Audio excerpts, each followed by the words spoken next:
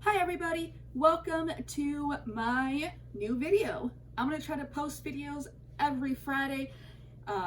It'll sometimes be in the afternoon or evening, but I'm hoping to keep a consistent upload schedule. But today, you're not here to listen to me talk about that. You're here to talk about the books.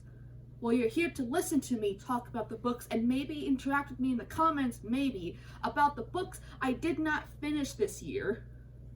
That was very long-winded, but you get the point. I shockingly didn't DNF a lot of books this year, but I did DNF enough books. Well, that's really hard to say really fast.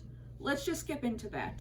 So the first book we're going to talk about is its original translation. The fan translation is I Married the Male Lead. Tappy Tunes or Tapass, one of those, has picked up the story and renamed it Author of Her Own Destiny.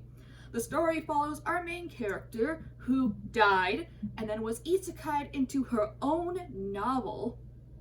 A little bit different than most other isekais of this genre, and I was really interested. So she gets isekai'd into her own novel as a doomed villainess who suffers a horrible fate. Of course, don't they all? But she decides that's not going to happen, and since she's the author, she has ultimate knowledge of this world since she created it. So instead, she's going to marry her protagonist. I say both titles, Author of Her Own Destiny and I Married the Male Lead, make sense, but I like Author of Her Own Destiny a lot better because she doesn't marry the male lead into well over 60 chapters. That's part of the reason why I dropped it. The art is gorgeous and beautiful, but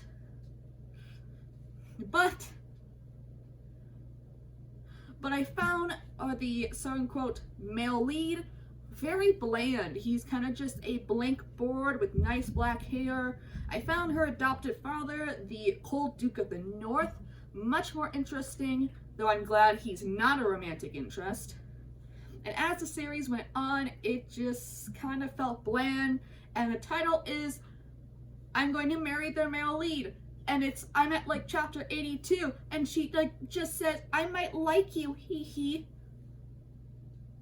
That is annoying. That's why I dropped it. Maybe if the title was different, Author of Her Own Destiny, I wouldn't have dropped it.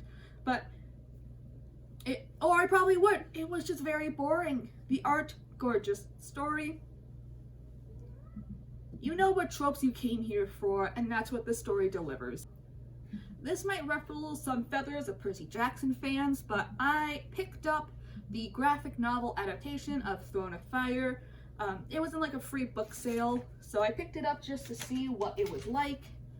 And that was a mistake. It was the second in a series. I hadn't read any other Percy Jackson books, so I didn't know what was going on. I didn't know the characters. It was a bad entry point. Another thing is I didn't like that the graphic novel just had large thought bubbles. That was just the original novel's text, just pasted in. Graphic novels are a way for you to show your work instead of just telling. See, with writing, there is show don't tell, but you all have to look at words. You have to show through words alone. Well, hi Belle. Graphic novels and comic books, you get to show through pictures. It's a lot less wordy and it gets the point across faster. But not that fast if you just put blocks of text everywhere. It was annoying to read, and I should have started at book 1, so I DNF'd this book, and at some point when I've gone through the giant pile that sits behind this camera, I'll return to the Percy Jackson series and give it fresh eyes, but it was just a not good entry point. For the next one, I'm going to have to put some trigger warnings of domestic abuse, violence against women, and just general misogyny. This is a manhwa called A New Suitor for an Abandoned Wife. This follows our main character. She's not an isekai protagonist, she's a normal girl. She's married to an abusive man, and he has found someone else to be his punching bag, so he's selling her at a wife auction, a thing that did happen in our past.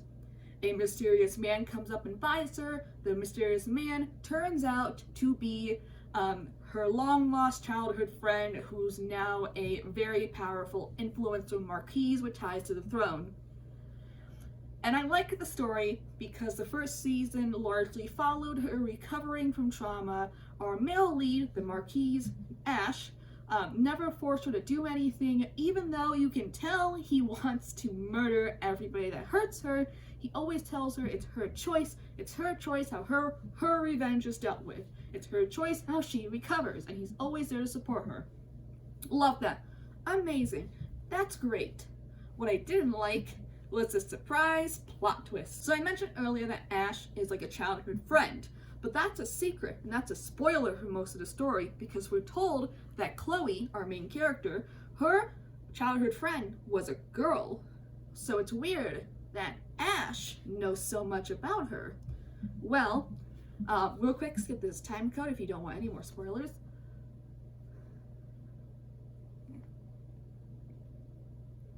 It's revealed that Ash's family, due to inbreeding, has a genetic defect where all of their children are born female with female genitalia and everything, and once they hit puberty, some of them grow new body parts and get rid of others and become fully male.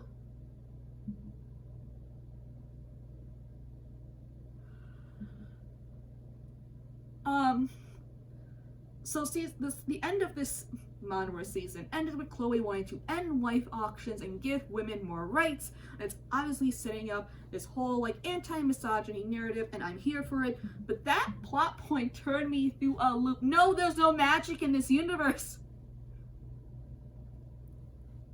It's very weird. I actually would have preferred if Ash was a trans man, and you could explore misogyny through someone who was born as female, changed to male, and now gets to experience misogyny on both sides of the coin. That could have been really interesting and cool, but they didn't go that route. They went through inbreeding gender switches, and that was so much it broke all sense of disbelief, and I dropped the story and never finished it. It was too weird for me, the weirdo. This next one gets a trigger warning for anti-Semitism. And it's a portrait of Dorian Gray. Now, every dark academia girly I've seen loves this book. It's Portrait of Dorian Gray, the secret something. I'll put the title here. I haven't really kept up with the whole list of like classics you're supposed to read that are dark academia after reading this book. Now, Oscar Wilde is a gay icon, but he obviously doesn't like the Jews. In the book, there is a character who isn't given a name until after he kind of leaves the story. Throughout his appearances, he's described as ugly, old, disgusting, smelly, crooked nose. His hands are full of rings, which looked like they should be expensive, but on close examination are all obviously very fake. And he's only referred to as the dirty Jew or the old Jew. I don't want to read that. I don't want to accept that. This is gonna give me a lot of hate. I took this, how much was this? $5 copy of Dorian Gray, and cut it out and turned it into a secret mark to hide stuff, because I absolutely hated that entire segment. Anytime I skip to the end, I already know the end because everybody who's into classics has heard someone complain about the end of Dorian Gray or has heard someone talk about it. So it's not like I won't know how it ends. I know how it ends. He stabs his own portrait, and then his portrait becomes young and beautiful, and he dies old and ugly as a reflection of his own sins.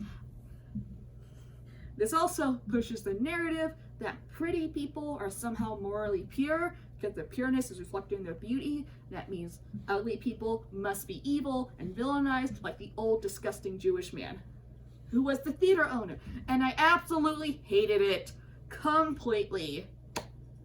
God, why doesn't anybody mention this when they recommend the books or when they take their dark academia glamour shots and they're like, oh, aesthetics. Don't like it. Next one, trigger warning for sex if you don't like sex. This is God's Behaving Badly by, what did my notes say? Marie Phillips. I got this book because an ex-roommate just left it here. Even she didn't want it, so I read it just to see what it's about. It was kind of boring. I don't like most contemporary stories unless they have like some dark fantasy elements, like there's Winchesters or werewolves or vampires or Jake Long. So I thought I would like this because it's contemporary and Greek gods. Turns out I don't. It was boring. I don't like it. That's all I gotta really say about it. The plot is... What is the plot? What does my note say the plot is? My notes don't even say what the plot is. Generally the plot is mortals getting messed up in God's behaviors. God's powers are weakening because nobody believes in them anymore. A lot of people are having sex. A lot of people are doing very toxic and abusive things. Someone dies. Couldn't really tell you much. The last book I DNF, I did not... Hey friends, editing Toni here. I actually forgot a book. That kind of shows the impact it had on me. This is Death to Lady White Ferret. This is a manhwa, a fantasy manhwa about a princess of a magical kingdom who faces off against an evil foe and nukes her entire kingdom to kill one guy, and is now cursed to be an immortal white ferret as a punishment. She can never die and nobody can ever understand her. Except for one dude, this random prince who's really obsessed with old magic and kingdoms. So they go on a quest to end her own life, but it's also tagged as a romance. So you know they're going to get together. This was pretty nice, and I liked the art. The story was interesting. I kind of want to know why she nuked her kingdom. But the art of the comic used her human form to display her inner thoughts and inner emotions. And I thought, oh, that's fine. You know, you can't have a ferret for everything. But by the time we got to chapter 40-something, the human form was appearing more than the ferret form, to the point where, like, she's holding books like a human, and then it'll switch to her ferret form, and then, like, the book's just disappearing. She's talking to other humans, except she's not. They just can read ferret lips, which I don't think is a thing. And it got to the point where we were going chapters without seeing her ferret form, and people were picking her up and carrying her. There was just so many inconsistencies with what the story was telling me, that she's just a ferret and everybody sees her as a ferret, that I dropped it because I didn't really like it. I didn't like the drastic inconsistencies with every chapter. On, like, whenever she felt weak, well, now we show the ferret. But whenever everything was fine, well, she was just a normal human girl by all aspects of the art. Maybe if the art changes, I'll go back. But really thinking more, I don't think she had to nuke her entire kingdom to kill one evil dude. The story didn't make a good case for that. Also, why does she get turned into a ferret? DNF because it was bad. And you're gonna have to hear me out on this. Trigger warning for suicide. This is Kill the Villainess. This is another villainous isekai where a girl dies and wakes up as the villainess in a romance story, except she has no way to avoid her fate. She is going to be executed. The story has to play out and fate has trapped her. Therefore, she wants to go back to her world. She doesn't think she actually died. But every time she tries to kill herself, something goes wrong and prevents her. So the entire story is her trying to find a way to end her life and return to the normal world, because this fantasy world sucks. I think this is really cool. It's interesting. Usually we see characters just go, oh, I'm isekai, guess got to accept this. You don't ever see them have regret. The only one I can think of would be the golden hair summoner. That's about it. They all are super accepting of their new lives and don't really think about their old ones. I DNF'd it because I tried killing myself a few years ago. I don't want to read stories where the main character's whole deal is killing themselves. That's it. There's no deep reasoning on this one. I just didn't want to read a story about that theme and subject matter. I just saw a pretty title and a pretty artwork, clicked on it. Again, should have read the tags. I did not DNF this book because it's bad. It's actually really good, and I'd recommend it to most people who can handle that subject matter. It just wasn't for me. But hey, that's just me. In the comments, tell me, what did you DNF this year? Did you DNF any comics? Did you DNF any books? Did you get like 5 minutes into a movie and just leave? I did that with Maleficent too, right before COVID hit. That was not the last movie I saw before COVID. I actually saw Emma before COVID, which was, thank God. But tell me in the comments, did you DNF or did not finish anything in 2020? Tell me why. And if you could, like and subscribe. If you want to give me money, I have my Ko-Fi in the description. Have a good day.